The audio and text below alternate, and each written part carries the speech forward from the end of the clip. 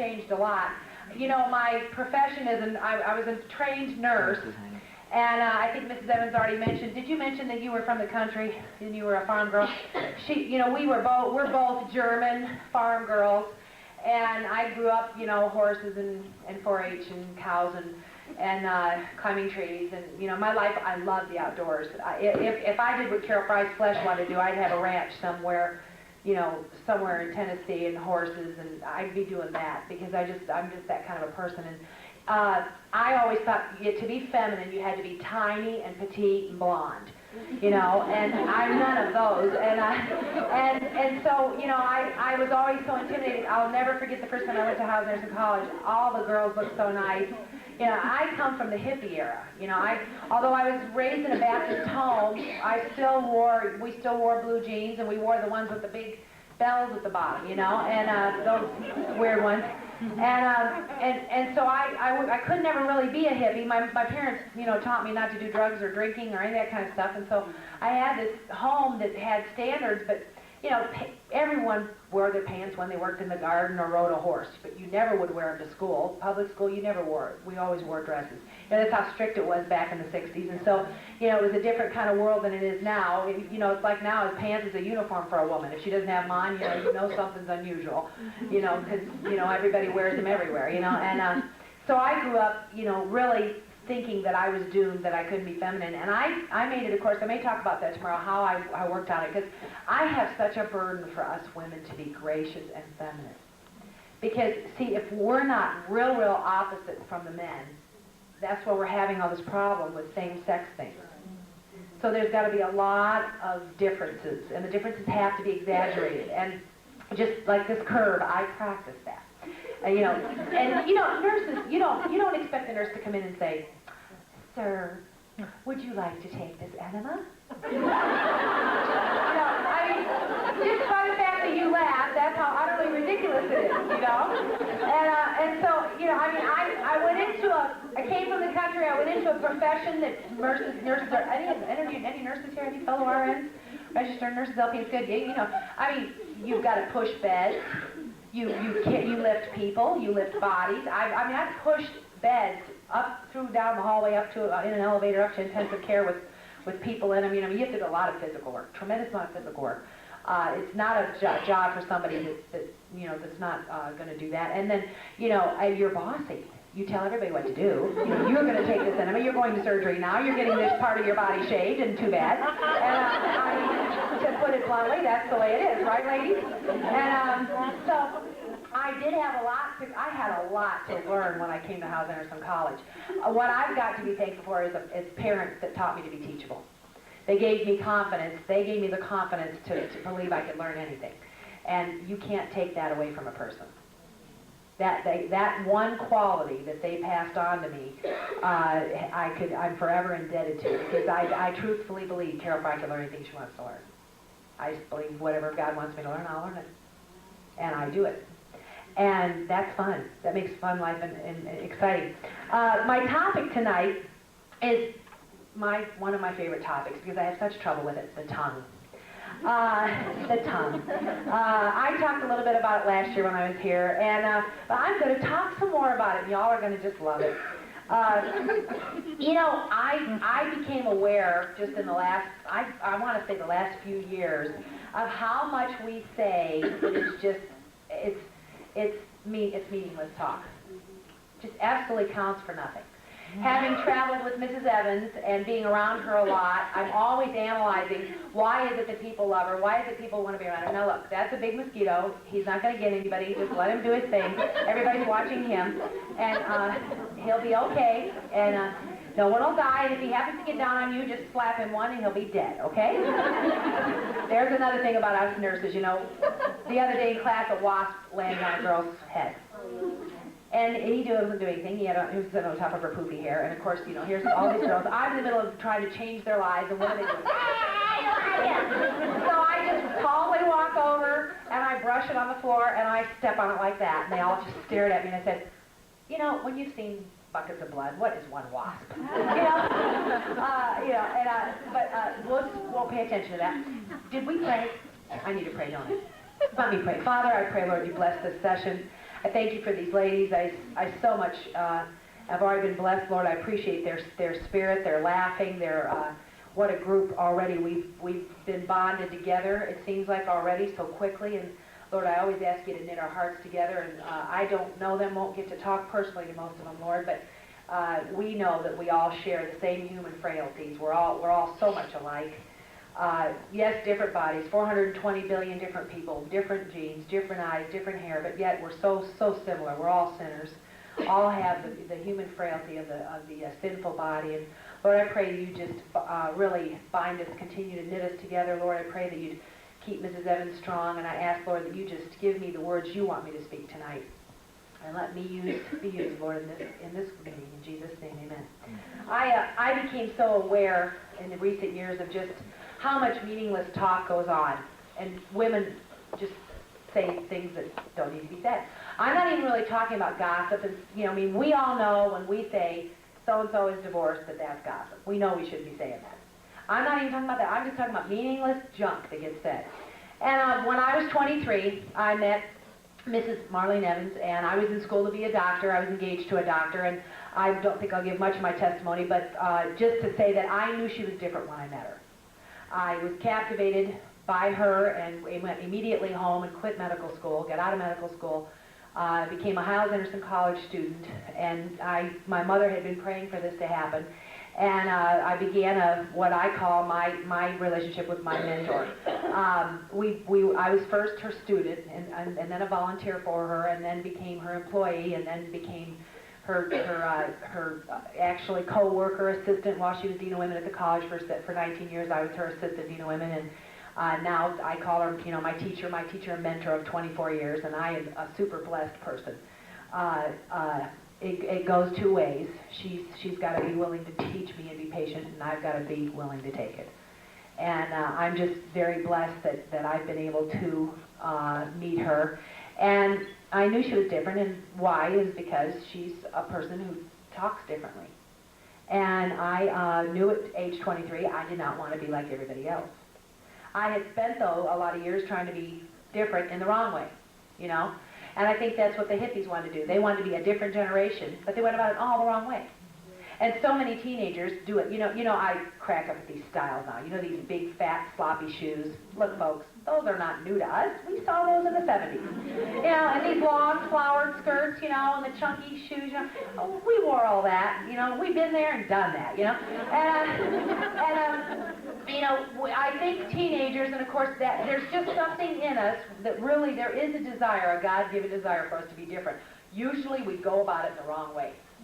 We go about it shocking people or saying hurtful things or maybe teasing too hard, but we've all got our ways of wanting to be different. We usually go about it the wrong way. And I was conscious of the fact, Carol, you can talk to people and you have their attention. I always had their attention since I was a little girl, since I started talking when I was 9 months old. I mean, people listened to me, and it wasn't always good talk. But when I met Mrs. Evans, I knew this is a lady I want to be different. And so I embarked on what I call my journey to try and understand how people think so I wouldn't hurt them, and that was so hard for me. Part of it was because in nursing they teach you to shut off your feelings. Here you are, you come on duty at 3:30 in the afternoon, the very first thing that happens, somebody cardiac arrests. You have to stand in on this thing and try to save this person's life, and 2 hours of intense work in one room together, and the person dies, and you have to walk out, you still have a whole floor full of patients to take care of until 11 o'clock at night. You cannot fall apart. So you're schooled into not feeling. And I see many of you nodding your heads and understand what I'm talking about. You just turn off your feelings. And I think that caused me somewhat to not understand how people were feeling, and therefore I would be abrupt. I would speak abruptly and not realize, I hurt that person. So I remember talking to Miss Evans for years. I just say, Miss Evans, how did you get like this? Did you always think this positive? Well, Carol, I didn't, but it's just such a habit now, and I felt like there was absolutely no hope. It seemed like the harder I tried, the more setbacks I had. There were so many things I felt like I had to learn, and there were things I gained. I worked on the clothes issue a lot my first years, and really gained in that area quickly. That's something tangible is a little bit easier to do. But boy, understanding how not to hurt every individual person with all their idiosyncrasies is very hard. because we're all so unique. And do you know when you hurt somebody, well, for one thing, you can hurt them so much they'll quit church. You can hurt them enough that, you know, if it's in your family, you can alienate a teenager. You can alienate a husband. I mean, you know, we're just going around just hurting people all the time. And so I remember, I want to say maybe 8 years ago, I said, do you think I'm ever going to get this? You know, there's nothing else I can do. I've studied the Bible, I've tried, I've listened to you. I told her to correct me anytime, anywhere, correct me in front of people. I'll take it because I want to learn it. And so I just felt sort of almost hopeless about it. And until I'd say in the last maybe 3 years, I feel like I've had some just major light bulbs come on. And it's just really been fun. I sat down one day and I just wrote up a list, and I'm going to read it to you. And I read some of these last year while I was here, but you know, this is the typical average talk. You know, I'm so tired today. I'm sick. I had a headache. I don't like so-and-so's new haircut. That was Joan's job, and she didn't do it. The kid never cleans his room. Boy, the weather's bad. It's cold. It's hot. The coffee's too strong. I mean, how many of you have heard some of those statements today or in the last couple of weeks? Am I right? Yeah, tonight. Oh, I'm so sorry. You know, I mean, what does it do to say that the weather's bad? What does it do for us? Does it do anything for us? Absolutely what? Nothing. Now, let me, I don't want you to take notes because I am going to give you what I think I've sort of pulled out of her and observed about her. I've got 10 things that she does that's the opposite of this. So I don't want you to write this stuff down now. But the verse I use is from Proverbs, okay? And you can say it with me. I know it, and it's very easy to learn. Death and life are in the power of the tongue. Okay? Death and life are in the power of the tongue. It's simple, isn't it? Death and life are in the power of the tongue. So, basically it comes down to, we have two categories. We have the death category, we have the life category. I would say that most of the statements I just read come under what category? Death. Right. And not one of those was against, okay, the part about it was Joan's job and she didn't do it. Now that was bad. But everything else was just meaningless stuff that we say. And I think so much of our life is not enjoyable because we're not saying the good things that could be said to enjoy life. So we'll look forward to going out with somebody, and if we go to a restaurant, we're going to go to our favorite restaurant, we're going to go out with our friends. But if we sit there and, oh, the food isn't that good, or I didn't like this part about the meal. By the time we say 4 or 5 negative things, we're not having a good time, are we? Now you're laughing, so I've got you, I'm on your level, right? Am I right? And I want to have a good time, ladies. You know, I want to go out and enjoy. I think they said it tonight. They said it at dinner. That's why they're all laughing. Mrs. Evans says when you laugh, it's like men saying amen, and that means that we got a bunch of very wicked women here. They're all laughing, Mrs. Evans, every one of them. You know, I bought these shoes and they are so uncomfortable. Aunt Ruth is an old biddy. By the way, I am on this list, and I did say that about my Aunt Ruth. But also, do you know, this is not taken from church people. This is taken from full-time Christian workers. This is why we're not different. This is why we're not having our churches be different. Mm-hmm. Because we're not talking differently. Right. And everything rises and falls in the leadership. And the people in my girls, my students will only be as different as I lead them to be. So, and I will only be as different, hopefully, as my leader is, and that's why I've had a chance to grow, because I've put myself under Mrs. Evans, and she's been very patient. The house is a mess. I love this. This is the latest thing. You know, you're going to show somebody something in your bedroom. Just ignore that mess. Don't look at that mess, but come on in here and see this. Hey, have you seen that done recently? That's really the new thing to do, you know? And I'm like, this was Pastor's house. And I cannot believe the way people keep their houses. It's like homemakers, what's happened to folks, kids growing up in messes, it does not do anything for their self-esteem. Seriously, it's not a laughing matter. If I live in a pig pen, or a sloppy, let's say it's sloppy or it's not clean, then am I worthy of a pig pen? So it tells me I'm not a good person. I mean, that house, and I'm not kidding you, people actually take me, and pastors' wives, when when I go to meetings, they take me, the speaker, in and say, don't look at that mess, don't look at that mess. No. And a dresser, this is her and her husband's bedroom, they're taking me in to show me their room, it's a new home, in another state. And the dresser, here's the mirror, and the dresser's piled about two-thirds of the way up with papers. I mean, you know, and then just to say, well, for one thing, if it was my house, I sure wouldn't be bringing somebody through and telling them where all the messes are. You know? I mean, what is it? Is it life or death? It's life or death. Talk to me. It's death.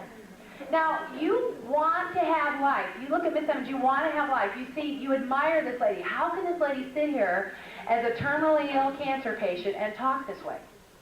Because she has lived this way since you were 28.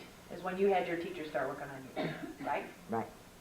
And so, you know, I'm just, you know, I've got so much on my heart. I don't know if I'll even be able to get it all out. Because to me, I think we just waste so much phenomenal, influential time we could be giving people. Because it's taken up with meaningless stuff. Right. And I'm not even gotten to criticism or gossip here. I'm not even talking out and out criticism. I'm just talking about the junk we say. I mean, I'm so cold. The coffee's too strong. I mean, she doesn't say any of that stuff, ever. Ever. I mean, and when she has chemotherapy, the reason she's quiet is because she feels so negative about everything, because the drugs make her so negative that she's afraid she'll be negative, so she just doesn't talk. How she has the control not to talk with all those drugs in here, I'll never know.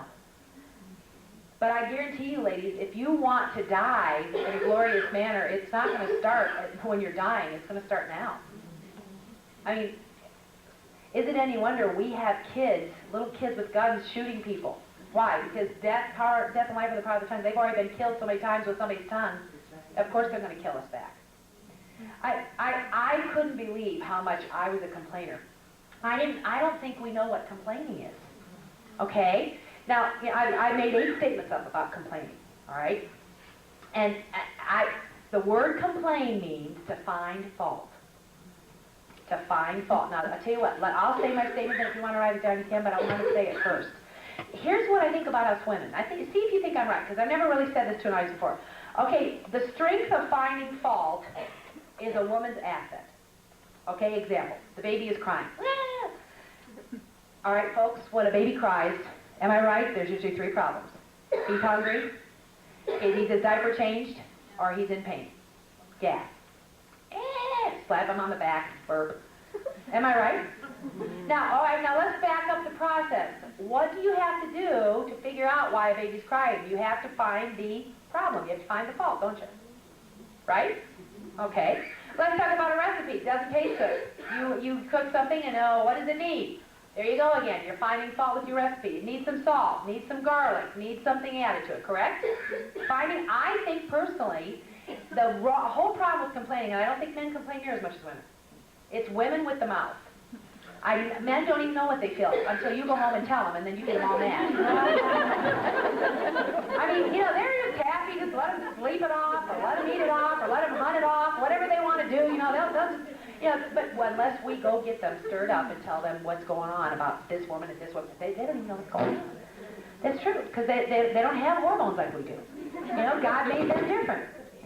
All right. Look at this. A dress, you made a dress and it doesn't hang right. Okay, so you look at it. What's wrong with it? Again, what's the fault in the dress? I think our minds are geared toward, you know, how can I've got a spot in this outfit, how am I going to get it out? For me, it was nursing. Okay, this person's got a fever. Why? Let me track it down. A baby's got a fever. What's going on? Why? You know, and for me, it was diagnosing. That's my specialty. I like to look at sick people and figure out what's wrong with them. And so, but the bad part about that is, okay, I would start doing that with people. Well, I don't like that about her. Same thing as I don't like that about that recipe. So number one, the strength of finding fault. The strength of finding fault is a woman's asset. That's your job, is to look at your husband's clothes and see what he needs a button here, this needs to be done, this needs to be done, fix this in the house. That's all you do, hopefully. At Mrs. Evans' house, I look at her and I say, what's wrong with my lady? She needs the water, or she needs a pain pill. By the way, do you need a pain pill? No. Okay, so I'll give you one on the break if you do. Okay. And, you know, I look at her, I watch her face, I watch what's happening with her, and so I'm constantly finding what's going on wrong and trying to fix it. That's my job. Then I'm going in and I'm going into the kitchen trying to find healthy ways to cook food. And so I spend my life trying to fix and repair. So then I want to fix and repair people because they didn't do it the way I wanted to do it. You get me where I'm at? Yeah. So the first statement is the strength of finding fault is a woman's asset. Okay? Second statement, we take the strengths to an extreme. Like we become a perfectionist over in one little thing. All of a sudden you're a teenager, you've got this one thing, the kid, if he would just brush his teeth. if he would just tuck in his shirt. Then you've got the girl, only she's the exact opposite. She spends 3 hours fixing her hair every morning. And you want her not to be in the bathroom, taking up the whole bathroom for 3 hours while she gets her hair. And she has 4 instruments as she does it, the blow dryer, the curling hair, and the blow. She's got all of that, plus the spray and the gel and the whole thing. We take the strength to an extreme. Does it sound like it's a possibility? How many of you will admit, along with me, I'm going to say I have trouble complaining when things don't go my way? Just about the whole lot of you. Is that sad or what? And you're going to be shocked when you see what God does to complainers. It's pretty bad. Okay, 3. So, number 1, the strength of finding fault is a woman's what? Asset. Okay, number 2, we take the strength to a what? Extreme. And when we do, it becomes a weakness. Any strength taken to an extreme becomes a weakness. Anything you do too extreme is going to become a weakness because there's going to be other areas. See, women have taken to an extreme trying to prove they're going to be equal to a man. And in so doing, they've created a vacuum over here in the home. Well, I'm over here proving that I'm this and I can make as much money and I'm as good as a man, I'm better than a man. Who's over here taking care of children, home, food, and men are dying to cook home-cooked food. Because women don't want to cook anymore. They just want to throw something in the microwave or go out to eat. Out to eat is the solution to everything. So, and men want home, I'm talking meals from scratch, not scratch. I mean, they want real food, and women don't want to cook real food. Most of the women I talk to, they're too busy because they're over here, having to do a lot of things that they've got. I personally, in order to become a person that's more gracious, and I'm not there yet, ladies, I still have major setbacks. But I would say I've grown some, when you say Miss Evans, and I had to give up some responsibilities in order to do it. I gave up some administrative responsibilities and, gave up being assistant dean of women and took on being a full-time teacher that had more control of my schedule in order to be kinder. Because when we're going fast, we're going so fast, we're tossing off things, we're not thinking about what we're saying to our children, our students, our Sunday school kids. And so what comes out, of course, is the easiest thing, the flesh, it's the negative. All right, so 1, the strength of finding fault is a woman's asset. 2, we take the strength to an extreme, so it becomes a weakness. We don't know when to turn it off. It's got to be turned off. Ladies, this is how I feel you should feel about your men. You should not think one negative thing about your husband if you're going to live with him. Now, I realize I'm not married, but you know what? I live in the Evans's basement. I'm choosing to take care of Mrs. Evans as I did my parents. When I moved in with my parents, I lived on their couch in a 90-foot mobile home. I had no dresser, I had no bedroom for a year. I did not complain about it. I worked out, I had some real fun things happen. I had my trunk was full of my underwear. That was my dresser, my trunk. My car trunk, and I had boxes all labeled, panties, bras, slits, girdles. And one day I had a flat tire out of the farm country, and when the farmer opened up my trunk, there was all my underwear. And he looked at me, I go, "Sir, you would never believe it if I told you the story." And I called it my Buick Electra trunk, dresser. I chose to do that because I wanted my parents to have a special ministry of suffering. Now I'm choosing to do that with Mrs. Evans, okay? And so then, therefore, if I'm going to do that, then I'm around her every day. And I've told her to correct me, and she does. And I have to live with that and not defend myself because I don't know how long I'm going to have her. I told her she had carte blanche on my life, veto power. She could tell me anything I needed to work on.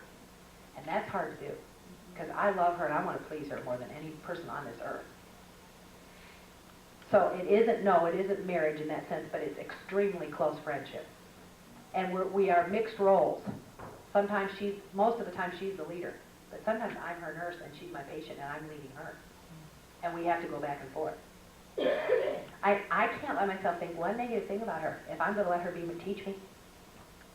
But we allow ourselves to think these things, these bad things, find fault with the people we live with, and then we wonder why we say it. If it's going to be up here, it's going to do what? Come out. Boy, you're quiet. Okay, so 1, the strength of finding fault is a woman's? Yeah. 2, we take the strength to an extreme so it becomes a what? Weakness. All right, we don't know when to turn off. 3, we use the skill on people and events, thus causing unhappiness. We use the skill on people and events, thus causing unhappiness. All right? 4, I want you to do this. Realize complaining is a bad sin. Here's what I think. If I'm right and I've done everything right, and say I've got it all, I've got that situation all worked out, I organized it, I did my best, I did everything I'm supposed to do, and something goes wrong, I feel I have the right to complain. That's how I am. In other words, when I'm right, I have the right to complain. Does anybody understand where I'm at? Yeah. Now, it's fine. Oh, I can understand not complaining when I did something wrong. But and so I don't care what. We find a reason to complain. Now, I will give you. Wait till you hear this verse. This is absolutely positively scary. Numbers 11. Don't turn, but I'll turn there for you. Numbers 11. You might want to jot it down in your notes. Listen to what God. Now, listen. These aren't homosexuals. These aren't prostitutes. These aren't murderers. Okay? Numbers 11:1, and when the people complained, it displeased the Lord, and the Lord heard it. That's what's really got me. The Lord hears what we say, folks. Don't ask me how, but if a computer if the computer can go all the way across the world, God can hear what we're saying all at once. God's bigger than any computer. And when the people complained, it displeased the Lord, and the Lord heard it, and his anger was kindled, and the fire of the Lord burnt among them and consumed them that were in the uttermost part of the camp. In other words, God thought complaining was so bad that he just set down a fire from heaven and burned up a bunch of people. Pretty amazing, isn't it? So, boy, I tell you, I thought, boy, when I've done everything right, and I've tried my best, and it hasn't worked out, and somebody did me in, I thought I had the right to complain, and I didn't. So 4, it realizes. It said, 5, realize complaining overwhelms your spirit. This is very important. Realize complaining overwhelms your spirit. Complaining overwhelms your spirit. And the verse for that is Psalm 77:3. And I'll read that to you also. Psalm 77:3. Realize complaining overwhelms your spirit. Okay, say that with me. Realize complaining overwhelms your spirit. All right? See, here's my thing. I used to always wonder, how come I always want to go everywhere with Mrs. Evans? Here I was, a 23-year-old girl. She's 17 years older than me. Why do I always want to be with her? Because she's fun. But why is she fun when she's an this older person? Of course, now she's 63 and she's still so much fun. I just analyze. How come? And why don't I want to be with people my age? And why don't I enjoy, this person A, B, C, all these people in my life I don't enjoy? And I started analyzing it down to, this is what they talk about, and this is what Mrs. Evans talks about. Well, then there's the answer. So we don't even realize when we're complaining, I forgot to pick up laundry soap for such and such, and Joe's going to be mad because I didn't wash his shirts. That's all death talk. That's you talking your nerves. And women talking their nerves are no fun. And we all have a lot to do. And remember, we've all got that little machine up here that says, I got to fix this, I got to fix that, and I got to have nails fixed, I got to pick up toilet paper. Folks, it isn't women's work. It is never done. You just get the house clean. Can't it just stay that way for 2 days, please? I do this. I get the whole refrigerator done. I'll throw out the rotten food, organize it all, and 2 days later, there's some moldy mess in there. I think that's one of the most frustrating things about women's work. It's just undone so quickly. And we can just be griping so fast. And I got to realize that I want to have fun in my life. And I didn't think I was very much fun because I was really into finding out what's wrong because that's what I was paid to do as a nurse for 7 years. That's all I ever did. Go down and see what's wrong with man 307. Go around and see, so we used to call them the gallbladder at 307 and the heart attack at 306. And, we labeled them like that, And that was all and I realized in my case, I really got an extreme, situation. But Psalm 77:3 says, gives you what happens to you. It says, I remembered God and was troubled. I complained and my spirit was overwhelmed. We get overwhelmed. We can't handle complaining. And you can't handle somebody else complaining onto you. You go down with it too, don't you?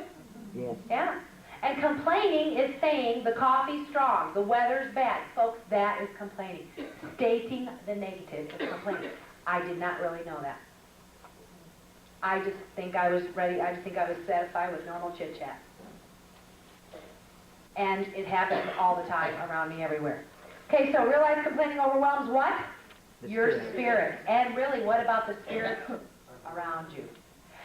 What happens when you sit down at the supper table and you start complaining? Somebody raise your hand and tell me. What happens, Sherry? Does everybody else start complaining? Uh-huh. Does the power of one woman's words control a home? Yeah. Yes or no? Yeah. Do you remember when Mr. Job lost everything? I'm talking the greatest man in the East. I'm talking 11,500 animals. I'm talking a great mansion, 10 children, many, many servants to take care of the 11,500 people. Sheep, oxen, camels, etc. All the lands. Then he gets smote with boils from head to toe, and we don't think enough about boils to realize massive sores everywhere, under the arms, private areas, head, feet, the bottom of the feet. He lands in the ash heap scraping his boils. I'm sure the whole town thought, that's the greatest man in the East.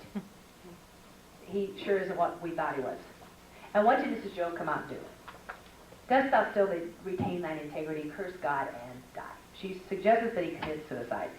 If Kevorkian had been around, Mrs. Job probably would have sent for him. And gotten Job to get hooked up to an IV and just taken care of his problem. That's really what she did.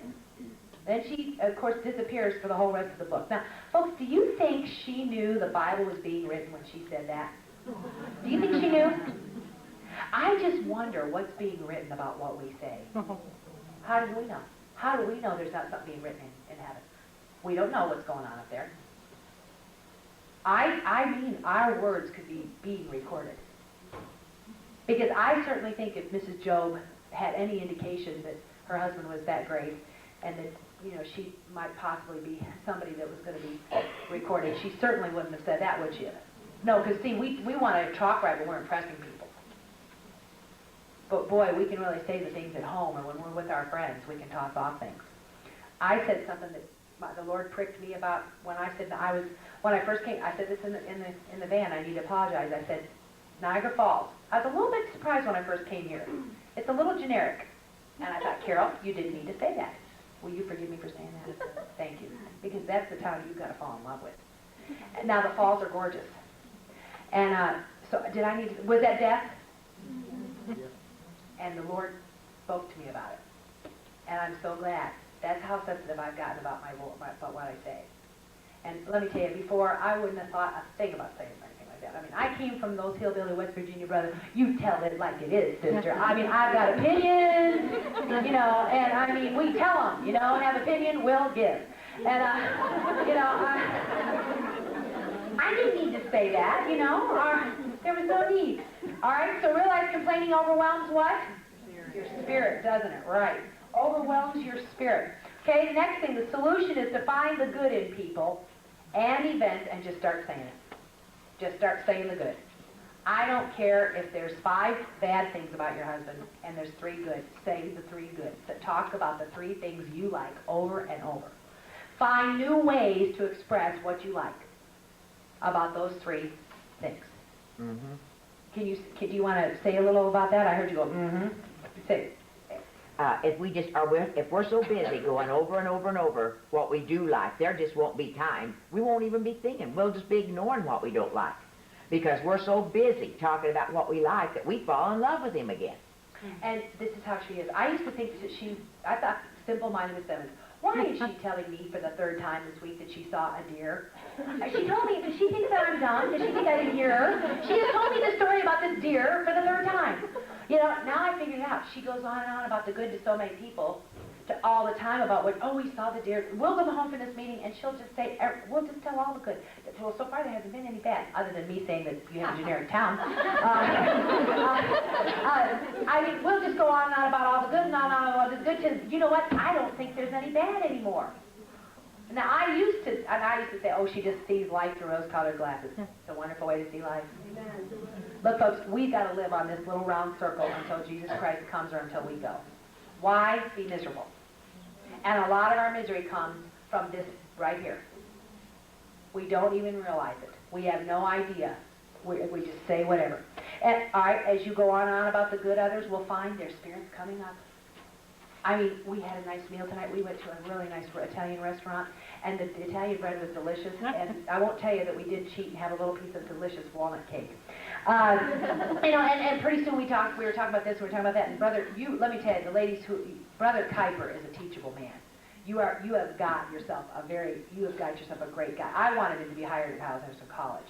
So the new pastor and pastor's wife of this church are quality good people. And it's very exciting. And Brother Cunningham left you a great heritage, and now you've got great people to pick up where they left off. And Brother Kuiper graduated with honors. He's a very organized person, very disciplined person. And just really, he got in college, loved college, and soaked it up. And he even asked Mrs. Evans at supper, Mrs. Evans, do you see anything that I can work on at my church? What do you see when you travel? He asked her that. But you don't find very many men that will do that. That is teachable. Most people, boy, you try to give them a suggestion and they are offended. You know? I mean, you've got yourself somebody, and you just say, we got a Brother Kuiper here, and you just be excited about him, and you just start finding out what his strengths are, and you just start talking about him, and you'll get so excited.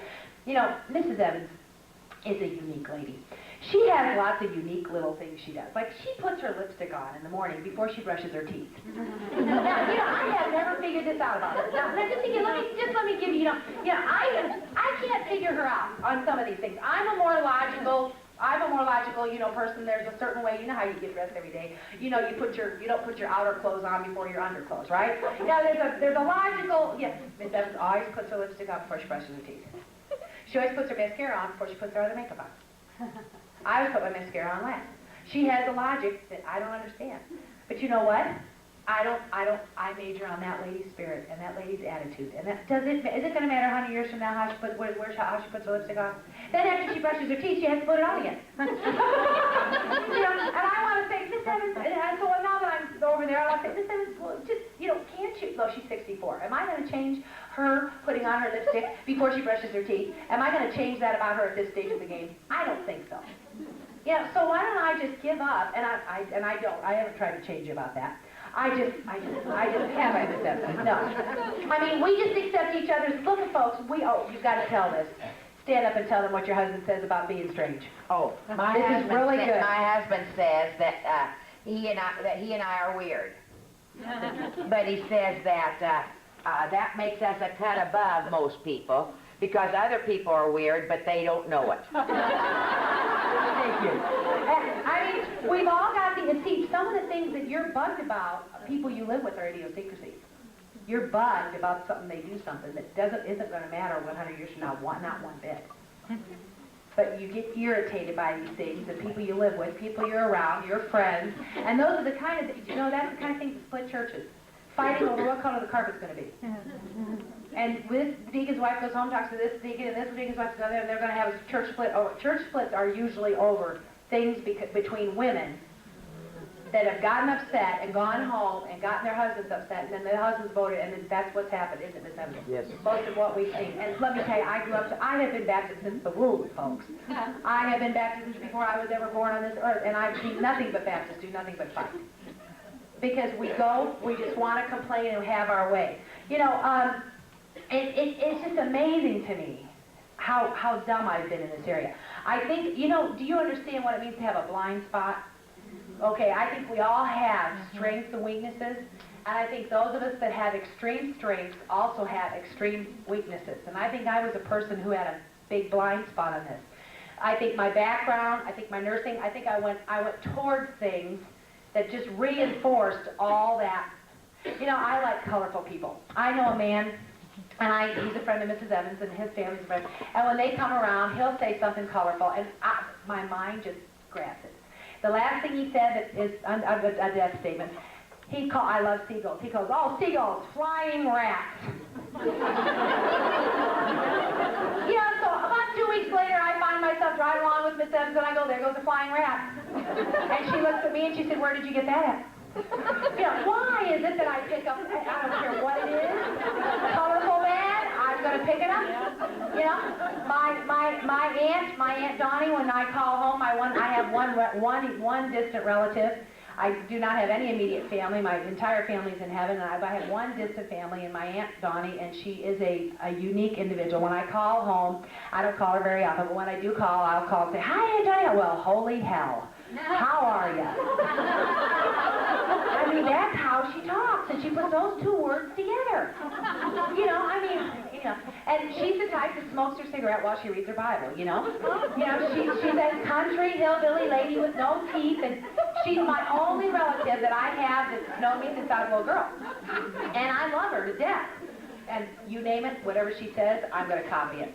Oh, yeah. I mean, you know, and so now I've got that in my mind. You know, can you just see me, faculty teacher at Ohio Nursing College, getting up one day saying, "Holy," you know, I'd be out on the skids, probably fired. I mean, you know, I went towards all the colorful people that said colorful things. I went towards a nursing situation that was made me more, you know, that way. And so, you know, we've got these blindness, you know, but yet we won't let our husbands teach us. We won't let our mother-in-laws. I had one of the sweetest situations in Montana last week. I was amazed. A young girl got up and said, she said, I had a problem, and my mother-in-law sweetly showed me in the Bible. And she took it from her mother-in-law. How many people will ever take anything off of a mother-in-law? Because we're so proud. We're so proud. We're so offended. You know, and Titus 2 says what the older women are to be teaching the... Okay? But there's a problem there. First, you older women, you've got to be teaching and you've got to be patient. You've got to be willing to repeat yourself. That lady has repeated, I'll say, Mrs. Evans, how are you able just to keep repeating to me the same? Remembering how long it's taken me to have people teach me. So that's the humility. She never gets superior. She never gets, "Carol, I've taught you this so many times. When are you going to get it?" She's never said anything like that. So you see, the older have got to be patient. Okay, but then the younger have got to be teachable. The younger have got to get the chip off the shoulder. See, we younger women have been defensive. And of course, especially your hippie on down that generation, we've just defensive. You're not going to tell me anything. I know it all. Attitude, of course, has been promoted, and it's still promoted in our country. Our TV is doing nothing to help women on that. It's just poison. You know, great, gracious talk. It is so much fun to watch people's faces when I say things. I picked up on the airline when you say, you know, of course, no one says please and thank you anymore because we're not teaching it. So a lot of this culminated this fall. We were on our way to Mayo Clinic, and she said to me, "Carol, you can just go get books and study." And she said, she said, "If you were gracious, you would just about be perfect. You've learned femininity, you've learned this, you're a soul winner. If you could be gracious, you just..." And I went, "Perfect. My teacher said I could be perfect." And so I got really excited, like, I've got to go learn this. Well, you know what? I went and studied etiquette books. Folks, there's books out there. We don't teach our girls etiquette anymore. Now, I'm not talking this formal, "Yes, darling, I'll come over for tea." That's not what I'm talking about, okay? See, I always associated manners with formal snobs. Anybody with me? Yeah, so I went, you know, here's formality and snob, so I went as far away as I could. You know, I'm going to be the craft nurse, you know? I mean, I don't want to be over there. You know, but there's somewhere in between, there's a warm, loving, gracious, feminine manner, and it's wonderful. It's so much fun to watch people. And so when we've been sitting in the airlines, and once in a while we'll get bumped up to first class, and I'll say, "Thank you," and the steward said, "It's my pleasure to serve you." So somebody will say, "Boy, Carol, it's really good of you to take care of Mrs. Evans." And I say, "It's my pleasure to serve my teacher." Doesn't that sound great? Isn't that so much better? That's so much better than, "Oh, no, I can't take a compliment. No, that's right. No, that's right." You know, we don't even know how to take compliments. We can't say you're welcome. We can't say please and thank you in our own homes. It is any wonder we have such hurt, and our little kids their self-esteems are so hurt by the time they're 10, 12, 13, 14. I mean, because we're not being kind and sweet and gracious. And I just love it. I love to watch people's faces. I learned this one from Jack Scott. And he's our vice president now, but this was before he was ever vice president. He just says everything right. He's one of these people, God's got his hand on his life. We've got some of the greatest leaders we've ever had at House Anderson. We're starting our 26th year, And we've got Jack Scott and Darryl Moore and Ray Young as vice presidents. Did I forget anybody? No. And I'm telling you, God's going to, it looks like God's going to give us another generation. We're going to have another 20 years because we've got some leaders. Jack Scott's got character and wisdom way above his years. And I said, Brother Scott, that sermon, that was so good. And he said, you're so kind. He put it right back on me. Oh, thank you. I studied 9 hours for that one. You know what people used to, when people used to say something about a dress I had, they'd say, boy, I like your dress. I did too. That's why I bought it. That brought a laugh or two. You know, that was the way I got my attention, see? But all of that goes back to who? Self-centered. So now I say, you know, people tell me now I look, it's really sweet. Like what she said is so sweet. What she said is, that's my payday. That means so much to me because I have worked hard for that. Tell way back how you work with Miss House. She said, you said I didn't really work with you on femininity. I sent you to... Mrs. Evans sent me to, actually here's how it worked. I went to Mrs. Evans and said, I need to work on these 3 things. Like one was organization. She sent me to Mrs. Colston. She sent me to the expert on that thing. And one of the things that I think we're going to talk about, I don't know if you're going to do it next, but I don't want to get into my other lecture, but basically she sent me to Mrs. Hiles, and I went to Mrs. Hiles, and I told Mrs. Hiles, Mrs. Hiles, I'm not feminine. And she said, Carol, she talked like this. She said, Carol, you care about people, and caring is feminine, so you are feminine. Just like that, I can hear it in my mind 25 years ago. And I walked out and went, I am feminine. And I walked down the halls of House Anderson, and I look in the glass mirror, you know, and I'd remember to stand up straight, you know. I am feminine, you know. And I practiced, and I mean, I consciously worked. I bought this, I went and got my gold purse on purpose. I mean, I practiced, and all my little Sunday school kids, they love this thing. You know, they think it's a treasure chest. Is it full of candy? Is it full of money? What is it? And, you know, I consciously worked for that, you know. But see, you know what we do? We want to sit and compare ourselves with other women. We want to sit and say, well, I can't do that because I don't have the money to dress like that. Or we want to say, she really isn't that good. She's probably not very good with her husband. She may look like $1 million, but she's probably frigid. I had one of my students tell me that. You know, when a pretty woman walks in, what are we all doing? Be honest. We're all saying in our minds how we measure up. Am I right? Instead of saying, wow, Mrs. Hiles could teach me some things about being feminine. If there were ever 2 people very different than Mrs. Hiles and Carol Fry, they are there. But I've learned some things about she never puts anybody down. So I watch her flow through the church. And I practice this instead of, get down the hallway and get that pen. You know, it's this. You know, this motion. Curved, which is more feminine. And I've got long nails, and I paid for them, and they're mine. And I can't tell you how nice it is, because it's just one more thing that sets me apart from a man. And it's just feminine. It's a feminine thing. And, you know, I worked at this, hard work. So when she said what she said about me, it was just, I could just sit there and say, thank you, Lord, and thank you, Mrs. Evans, for being patient with me. You know, as you keep going, and look, and here's another thing I've watched from her this summer. Here we are, okay? We talk, we complain, we talk negative, we find fault with people. And who do we find fault with the most? Yeah. And I've watched her. Do you know why she can be so loving to people? She does not think negative even about herself. We're so busy finding fault not only with other people but ourselves. Well, then we're down on me. Well, then we can't go up and go, hi, darling, how are you? Like she does to people. You know, you don't want to go, hi, jerk, what'd you do wrong today? Yeah, I mean, we're so down on us. Yeah.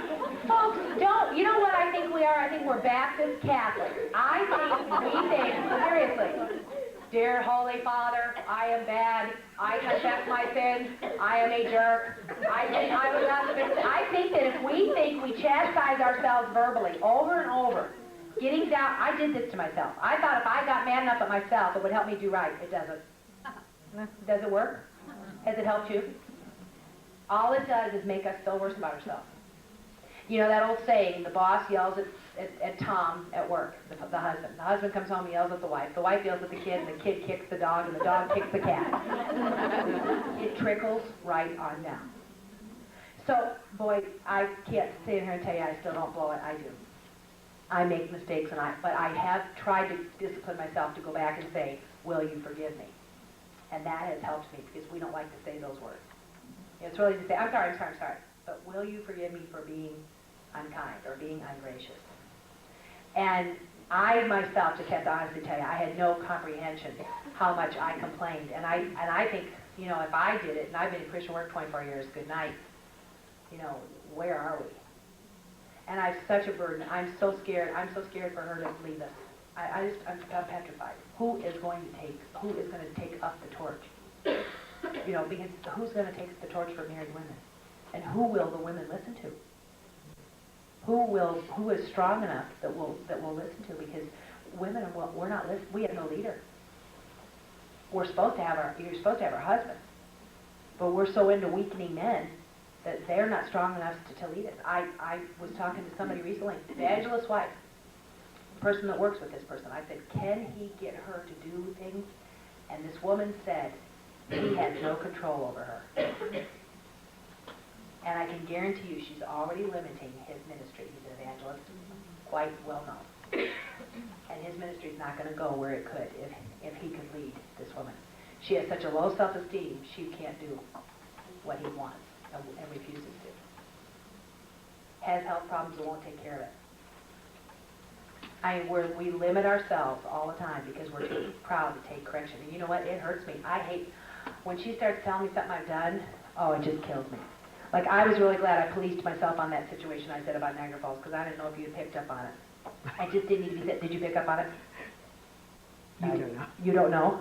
Why are you giggling about that? It just tickles me that you're afraid of me. I'm not. I'm still afraid of you even after I've been here. Well, I have been her nurse in every sense of the word. I mean, the poor lady, she's been so sick. I mean, she was so sick at points. I mean, I've just had to lead her to the tub, put her in, wash her, get her out, dry her, dress her, take her to class, feed her, and sit her up so she can teach. That's what it's been. It's been like I'm the mom and she's the child. But you see, I refuse to lose my mentor. I refuse to give up my leader because I want to grow. So therefore, I've got to keep her. I've got to have her. Because if I don't have her, then I won't grow. And I guess that's why we ladies aren't growing. Because it's got to come from leadership. I'll tell you what, you will grow with this new pastor here, and with Mrs. Evans here. And if you'll take home some of the stuff that we have, I've got 2 more statements about that I think will help you. I got this from a pastor in Denver. I thought this was so cute. And I know it's probably not new to some of you, but he has a zip it rule in his family. And I brought a zipper. Literally, he has a zip it rule. At night, when people are tired, do you think they might complain more? So in their family, they say, I'm sorry, but zip it. And he lives that way. And he has 2 absolutely fabulous teenagers, a boy and a girl they already look like they've gone through House Anderson, and they haven't. Character, kind, gracious. And I told her, when she hears me, and we're tired, or you're sick, you know, these are the danger times. You're sick, it's late at night, it's early in the morning, you're hungry. Just about every time. It's the wrong time of the month. It's before the wrong time of the month. You're pregnant. It's before you're pregnant. It's after you're pregnant. It's menopause. It's PMS. You name it. It's all the time. I told her to say, Carol, I'm sorry, but zip it. I mean, zip it. And that man said, sometimes Mrs. Alley, she'll just get to griping a little bit. And he's real kind. He said, she'll just get to griping a little bit. And I'll say, Mrs. Alley, zip it. And he said, but I never do it. Ha ha ha.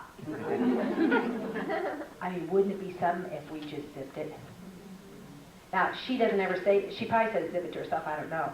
But some of us need a literal zip it rule.